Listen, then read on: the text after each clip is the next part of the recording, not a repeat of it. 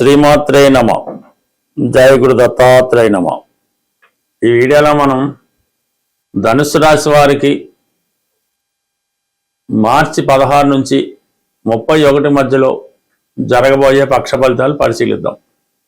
ప్రధానంగా ధనుసు రాశికి బుధుడు అటు దశమాధిపతిగా అటు సప్తమాధిపతిగా వ్యవహరించడం జరుగుతుంది.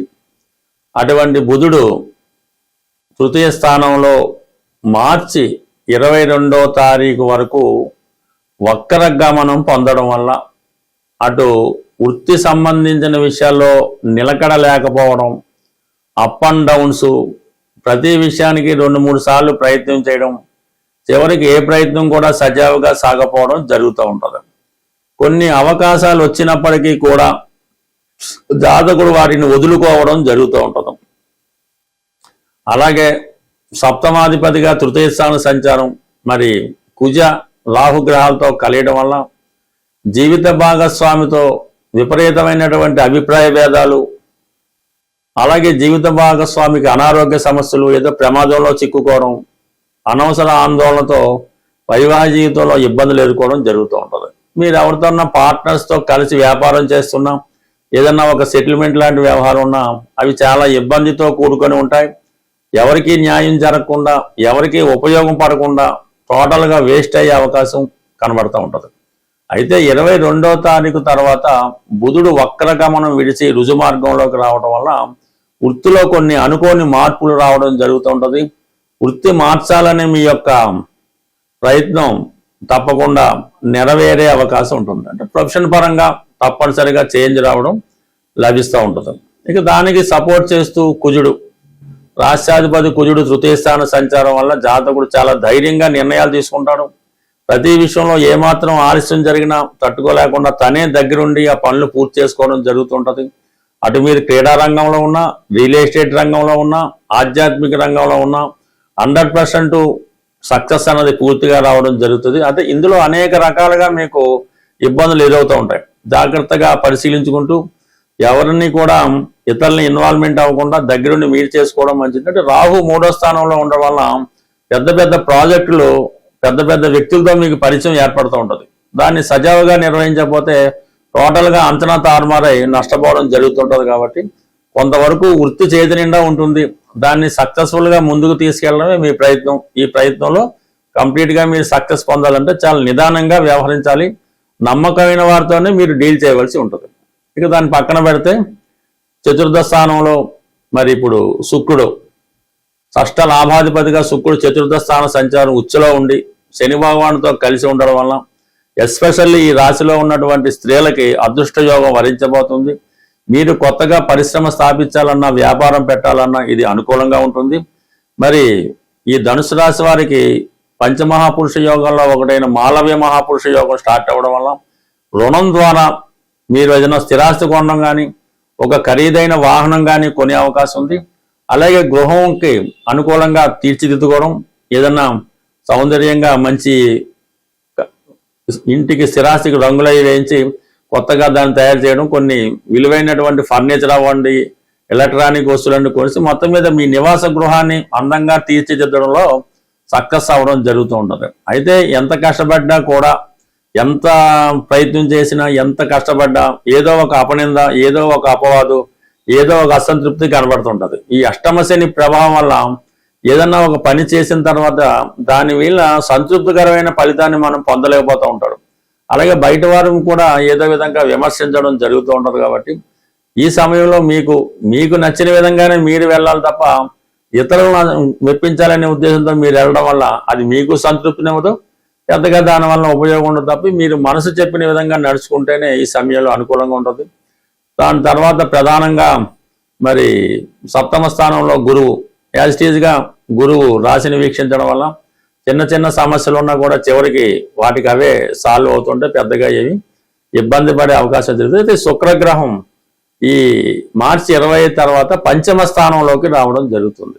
అంటే ఈ పనులు పంచమ స్థానంలో శుక్రుడు రావడంతో మీరు కొన్ని కొత్త ప్రయత్నాలు, కొత్త పరిచయాలు ఏర్పడడం జరుగుతాయి. మనసుకి ఆహ్లాదం, ఆనందం కలిగించే కొన్ని కార్యక్రమాలు చేపట్టడం కానీ, కొందరు వ్యక్తులను కలుసుకోవడం కానీ, కొందరితో జీవితాన్ని మనస్సుని పంచుకునే అవకాశం మీకు ఈ మార్చి 20 తర్వాత వచ్చే అవకాశం ఉంటుంది. ప్రేక్షకులకు ఉగాది శుభాకాంక్షలతో పాటు మరి ఈ పక్షంలోనే ఉగాది వస్తుంది 19వ తారీఖున, అలాగే 27వ తారీఖున శ్రీరామనవమి ఉంది. అంటే ఉగాది కొత్త సంవత్సరం ప్రారంభం.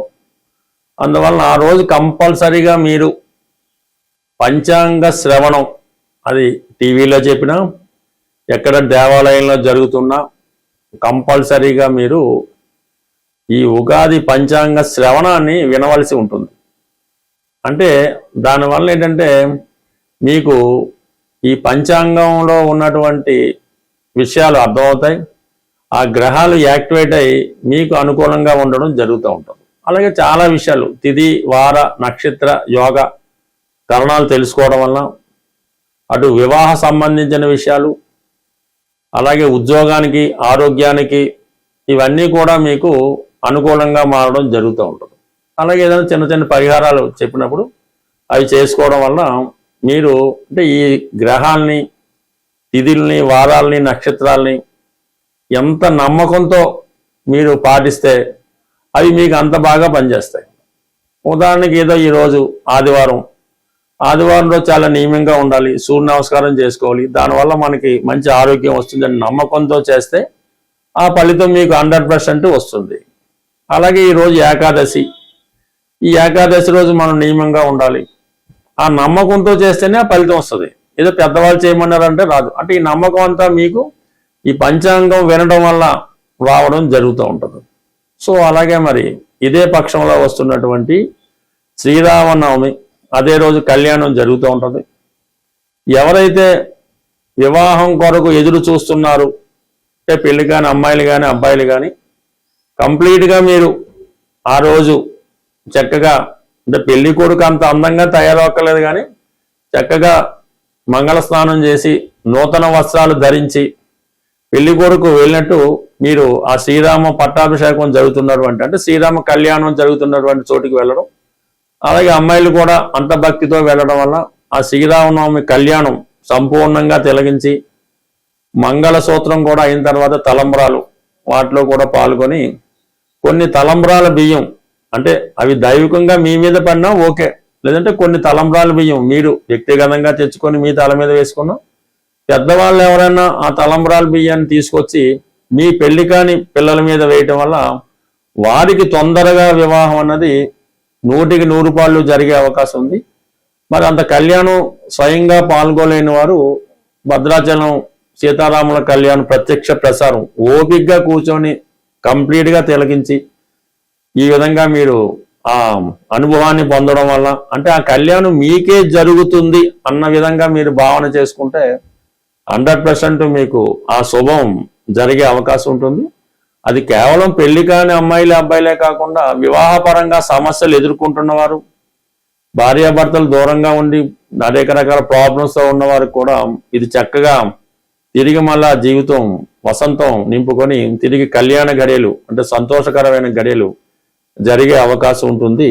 ఇదే సమయంలో మీకు ఇంకొక చక్కని పరిహారం ఏంటంటే, ఎవరైతే ఉద్యోగం రాక నిరుద్యోగ సమస్యతో ఎదురవుతున్నారో వాళ్ళు ఈ శ్రీరామ పట్టాభిషేకం ఫోటో పెట్టుకొని మీరు చక్కగా ఒక ఇంట్లో ఏవైతే ఆహార పదార్థాలు వండుకుంటారో వాటితో పాటు చక్కగా వంకాయ కూర, ఒక మంచి శ్రేష్టమైన వంకాయలు తెచ్చి వంకాయతో కూర తయారు చేయించి ఆ వంకాయ కూరతో కూడిన నైవేద్యాన్ని ఈ భరతుడికి పెట్టినట్టుగా మీరు భావించాలి. అంటే మిగతా వాళ్ళు కూడా పెట్టచ్చు, ఈ భరతుడికి ఈ వంకాయ కూరతో కూడిన అన్నాన్ని నైవేద్యంగా పెట్టి ఆ భరతుడిని మీరు ప్రార్థించడం వల్ల, ఈ భరతుడి యొక్క అనుగ్రహం పొందడం వల్ల తొందరగా ఉద్యోగం వచ్చే అవకాశం ఉంది.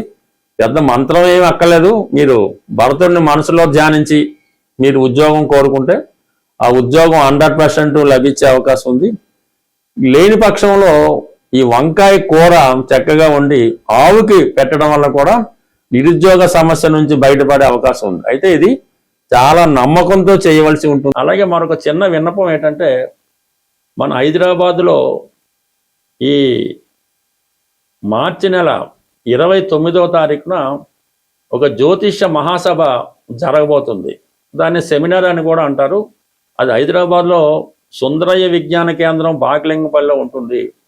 దాంట్లో పాల్గొనే అవకాశం ఉన్న వాళ్ళు ఏమన్నా పాల్గొనాలని ఇంట్రెస్ట్ ఉంటే కంపల్సరీగా మీ నేమ్ రిజిస్టర్ చేసుకోవడం మంచిది. దీనికి ఎటువంటి ఫీజు మీరు చెల్లించక్కర్లేదు.